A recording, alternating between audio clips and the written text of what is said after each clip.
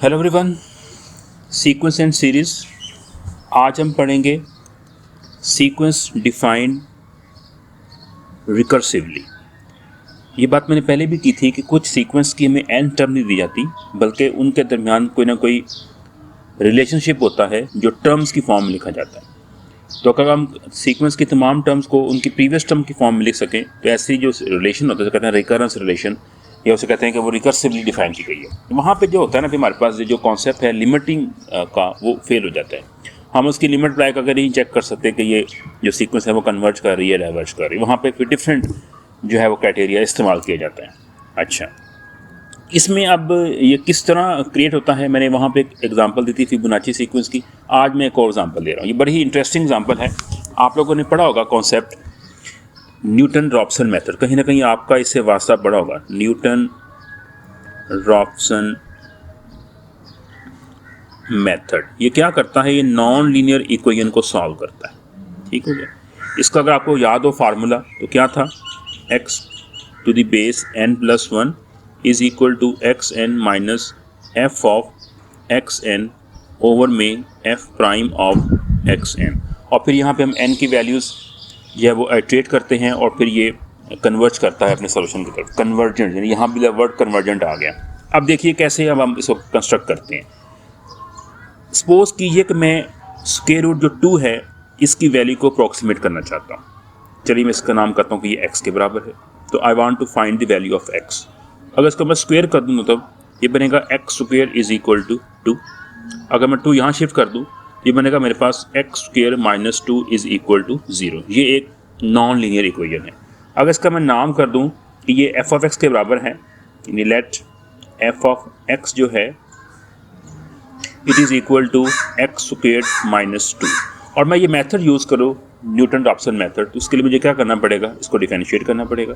f prime of x निकालिए, वो क्या बनेगा? जस्ट 2x आ जाएगा। अब यूज़ कीजिए इसका फार्मूला।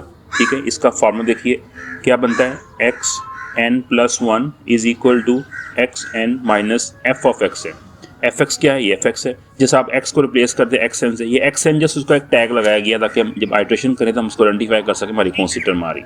तो ये एफ ऑफ एक्स एन जो बनेगा ये एक्स एन स्क्वायर माइनस 2 बनेगा, यानी इसी को मैंने जो है ना वो एक्स की जगह पे एक्स लगा दिया। ओवर में एफ प्राइम ऑफ एक्स जो ये निकाल चुका हूँ, ये 2xn बन जाएगा। ये देखिए मेरे पास, अब इसमें आपके पास n की वैल्यू क्या हो सकती है? आप 1 ले सकते हैं, 2 ले सकते हैं, 3 ले सकते हैं, सो ऑन। लेकिन आपको एक स्टार्टिंग वैल्यू चाहिए होती है जो आपने आइडेंटिफाई करनी होती है, गैस करनी होती है, कुछ ना कुछ उसकी भी इंफॉर्मेशन होती है। वहाँ पे जब हम पढ़ते थे ये मेथड तो वहाँ पर डिटेल से इसको डिफाइन करते हैं। लेट्स सपोज इसकी जो स्टार्टिंग वैल्यू है उसका नाम x1 है और वो 1 के बराबर है। ये याद रखिए जो रूट 2 है इसकी जो होती है ना वैल्यू, वो 1.41। अगर इसका आप एग्जैक्ट वैल्यू निकालना चाहें ऑन कैलकुलेटर तो ये आपकी जो वैल्यू बनती है वो 1.41421356 ये इसकी वैल्यू बनती है। ठीक है, ये कि रैशनल नंबर। अच्छा, अब मैं अगर इसको यूज़ करूँ, ये जो बनी है ना, ये चीज़ जो रिजल्ट बना है ये एक रिकर्सिव रिलेशन है। आप देख सकते हैं कि एक टर्म को उसकी प्रीवियस टर्म यानी एक्सन की फॉर्म में कन्वर्ट किया गया। यहाँ पे अगर आप n की वैल्यू जो है वो 2 लगा दें, सॉरी 1 लगा दें, तो क्या बनेगा? ये आएगा x2 is equal to x1 minus x1 का स्क्वायर माइनस 2 ओवर में 2x1, और x1 कितना है? 1 है, तो यहाँ प्लग कर दीजिए। ये बनेगा 1 माइनस 1 का स्क्वायर 1 माइनस 2 ओवर में 2 इंटू 1 2, ये बनेगा 1 माइनस माइनस 1/2, ये बनेगा 1 प्लस 1/2, और ये बनेगा 3/2, या कह लें कि 1.5 है। तो देखिए मैंने 1 से स्टार्ट किया तो नेक्स्ट इसकी टर्म आ गई 1.5 आ गई। ये असल में इसका आंसर ये है, इससे आगे निकल गया। अब इसका एक और स्टेप कीजिए, आप n की वैल्यू क्या करिए? 2 प्लग कर दीजिए, ये x3 बन जाएगा। और यहाँ पे आप जब प्लग करेंगे इस फार्मूले में n को 2 तो ये x स्क्वायर बन गया, x2 बन गया। x2 का स्क्वायर है माइनस 2 है ओवर में 2 टाइम x2 है, और x2 कितना? ये 1.5 निकाल चुके हैं। ये प्लग कीजिए, 1.5 माइनस 1.5 का स्क्वायर माइनस 2 ओवर में 2 इंटू 1.5, ये सिंप्लीफाई कीजिए, और ये इसकी जो आपकी वैल्यू जो बन रही है ये आएगी मेरे पास 1. ये जो x3 की वैल्यू बन जाएगी ये आ रही है 1.416667 आ गई। यानी हर एक नेक्स्ट जो टर्म आ रही है वो रिफाइन होती जा रही है। इसका आप टेबल बना सकते हैं, डिफरेंट इसका टेबल बना सकते हैं कि ये वैल्यूज़ क्या बन रही है। अगर आप देखें यहाँ पे ये अगर x है, x n है, और यहाँ पे अगर n की वैल्यू लें तो इसका आप देखें डिफरेंट जो वैल्यूज़ की अगर आप लगाते जाएं तो मेरे पास अगर n 1 था तो x जो कि 1 बनेगा, तो और x1 में 1 दिया था उसकी वैल्यू 1 आई थी। जब n 2 करेंगे तो x 2 बनेगा जिसकी वैल्यू 1.5 आई थी। n 3 के लिए ये 1.416667 आ गई है।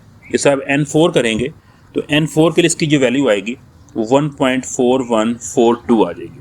इसे आप 5 पे करेंगे तो देखें ये यहाँ पर आकर इसने वैल्यू बिल्कुल उसके 4 डिजिट तक एग्जैक्ट निकाल दी है। तो इसका मतलब कि ये सीक्वेंस आ रही है, ये कन्वर्ज कर रही है 1.12 को, तो इसका मतलब कि ये कन्वर्जेंट सीक्वेंस है। अच्छा, अब देखिए जो मैंने मेथड यूज़ किया है ये मैंने सीक्वेंस का मेथड यूज़ नहीं किया, ये तो मैंने न्यूमेरिकल मेथड यूज़ किया, तो मैंने न्यूटन रफ्स मेथड का यूज़ किया। इसका पर्पज़ यहाँ पे क्या था, बताने का पर्पज़ ये है। अब हम इसको दोबारा सॉल्व करेंगे और इसको सीक्वेंस के मेथड सॉल्व करेंगे कि ये एक सीक्वेंस थी, ये एक रिकर्सिवली सीक्वेंस थी। लिमिट अप्लाई करके आप इसको सॉल्व नहीं कर सकते, लेकिन न्यूमेरिकली आपने इसको इन्वेस्टिगेट किया तो आपको आइडिया हुआ कि ये सीक्वेंस है ये कन्वर्ज कर रही है। अच्छा, अगर आपको ये पता चल जाए कि सीक्वेंस आपकी कन्वर्ज कर रही है तो आप इसको सीक्वेंस की फॉर्म में भी सॉल्व कर सकते हैं। अब मैं दोबारा इस पे आता हूँ क्वेश्चन के ऊपर। मेरे पास जो सीक्वेंस है वो xn+1 is equal to xn minus xn इसका स्क्वेयर माइनस 2 ओवर में 2 टाइम xn है, ठीक है। और n की वैल्यू यहाँ पे जो आ रही है 1 2 3 एंड सो ऑन आ रही है। और मैंने ये भी देखा है कि जो xn है ये कन्वर्ट कर रहा है 1.4142 को जब n की वैल्यू आप इन्फिनिटी लेके आते हैं, यानी ये कन्वर्जेंट सीक्वेंस है, ठीक है। यानी इसका मतलब क्या होगा कि हमारी जो सीक्वेंस है वो कन्वर्जेंट है। चूँकि सीक्वेंस कन्वर्जेंट है, अब हम इसकी सीक्वेंस की लिमिट फाइंड करते हैं। अज्यूम कर लें, लेट कर लें, चूँकि सीक्वेंस कन्वर्जेंट है तो limit n tends to infinity xn जो है इसका नाम रखते हैं कैपिटल L है, ठीक है। अब हमने क्या करना है, कैपिटल L की वैल्यू फाइंड करनी है। यहाँ से हम लिख सकते हैं, यहाँ से हम ये भी लिख सकते हैं कि limit n tends to infinity xn+1 is equal to L, कि ये भी L है। अब ये इसका क्या मतलब बनता है, xn है और ये xn+1 है, ये उसकी नेक्स्ट टर्म है। देखिए ये इन्फिनिटी दी हुई है, इन्फिनिटी टर्म्स आपकी आ रही हैं। इन्फिनिट टर्म्स का अगर आज हम जो इन्फिनिट टर्म्स अगर L को अप्रोच कर रही हैं तो उस इन्फिनिट टर्म्स में एक टर्म और ऐड कर देंगे तो वो फिर भी वो L को ही अप्रोच करेगी।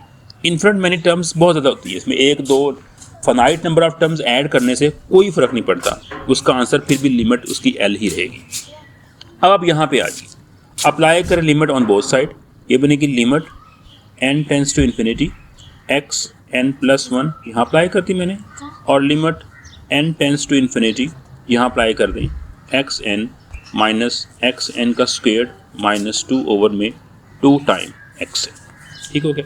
अब राइट हैंड साइड पे चूँकि हमने थ्योरम पढ़े हैं हम सब्स्टिट्यूट कर सकते हैं इसको। ये limit n tends to infinity xn अलग हो जाएगा, इसकी अलग कर देंगे limit n tends to infinity xn square minus 2 वैसे ख़त्म हो जाएगा क्योंकि उस पर कॉन्स्टेंट लिमिट कट नहीं करेगी, ओवर में 2 बाहर आ जाएगा और limit n tends to infinity xn हो जाएगा। अब हम जानते हैं ये दो रिजल्ट कि n की भी जो लिमिट है xn की लिमिट भी L है और xn+1 लिमिट भी L है, तो ये जो फॉर्म लेफ्ट से बनती है ये भी L बन जाएगी, ये जो फॉर्म बन रही है ये भी L बन जाएगी माइनस, और ये जो फॉर्म बनती है ये लिमिट की जो थ्योरम मैंने पढ़े थे वहाँ पे ये दिया नहीं हुआ था, लेकिन ये भी अगर पावर भी हो तो फिर उसकी भी लिमिट आप सेपरेट करके अंदर लेके जा सकते हैं। इसको आप लिख सकते हैं, इसको आप लिख सकते हैं limit n tends to infinity xn और इस सारे का स्क्वेयर, क्योंकि ये L है तो ये L का स्क्वेयर बन जाएगा माइनस 2 ओवर में 2 टाइम, और ये भी L बन जाएगा तो ये L आ जाएगा। सिंप्लीफाई कर लें, ये L इज इक्वल टू, ये आप इसका लीजिए एलसीएम, वो आएगा 2L, ये से मल्टीप्लाई करेंगे 2L का स्क्वेयर माइनस ये L का स्क्वेयर माइनस माइनस प्लस, ये प्लस 2 बन जाएगा। ये 12 यहाँ ले ये बनेगा 2L का square is equal to 2L square minus L square, तो ये L स्क्वेयर रह जाएगा और प्लस आपका 2 रह गया। इसको यहाँ ले आइए, ये बनेगा मेरे पास 2L square minus L square is equal to 2, और ये बनेगा L square is equal to, और यहाँ देखिए जो L की वैल्यू आ रही है ये क्या बनेगी, ये पॉजिटिव नेगेटिव 2 आएगी। चूँकि हमारी जो टर्म्स आ रही हैं ये सारी देखिए पॉजिटिव टर्म्स आ रही हैं तो ये नेगेटिव अप्रोच नहीं कर सकता, यहाँ पे एक ही पॉसिबिलिटी आएगी कि जो L बनेगा वो √2 बनेगा। इट मीन्स कि मेरे पास जो लिमिट आ गई है n tends to infinity xn की जो आ रही है ये क्या बन गई है, ये √2 बन गई, आपकी एग्जैक्ट लिमिट आ गई। तो ये क्या है, ये मेथड है जो हमने सीक्वेंस में यूज़ करेंगे रिकर्सिवली जो डिफाइंड सीक्वेंस होती है, अगर उनके बारे में ये मालूम हो जाए कि ये वो कन्वर्ज करती हैं, तो आपने पहले इसको किसी न्यूमेरिकली इन्वेस्टिगेट करना है। कंफर्मेशन होगी कि वो आपकी कन्वर्ज करती है, फिर आप ये मेथड लगाकर उसकी जो एग्जैक्ट लिमिट है वो फाइंड आउट कर सकते हैं। तो देखिए कुछ सीक्वेंस को हम इस तरह ट्रीट करेंगे। ये इसमें बुक में बड़ी अच्छी एग्जांपल इसी को उसने लिखा हुआ है कि ये पूरी एग्जांपल सॉल्व की हुई है उसने। ये 1 आया था, 1.5 था, 1.416 था, ये तमाम उसने 5 तक ली हुई थी टर्म्स और देखा था कि ये आंसर आया हुआ है। और फिर उसने जो है इसको सॉल्व किया है और इस मेथड सॉल्व किया है और फिर उसका जो आंसर है, जो एग्जैक्ट उसकी लिमिट है, वो देखिए उसने √2 फाइंड की हुई है। तो कुछ सीक्वेंस इस तरह भी सॉल्व होंगी। अब जाके जो एक्सरसाइज है इसके अंदर भी ये कॉन्सेप्ट दिया हुआ है कि आपके पास जो है आप रिकर्सिवली जो है यूज़ करें मेथड और साबित करें कि ये जो सीक्वेंस है वो ये आएगी। ये 42 में ये दिया हुआ है, ठीक है। हम ये नेक्स्ट लेक्चर में या उससे नेक्स्ट लेक्चर में सॉल्व करेंगे। इसकी अब एक और एग्जांपल आएगी, बड़ी इंपॉर्टेंट है, वो है फिबोनाची सीक्वेंस। अब हम उसको देखेंगे कि वो भी रिकर्सिवली डिफाइन की जा सकती है और फिर उसकी हम लिमिट फाइंड करेंगे, जो बहुत ही इंटरेस्टिंग लिमिट है। Thank you for watching.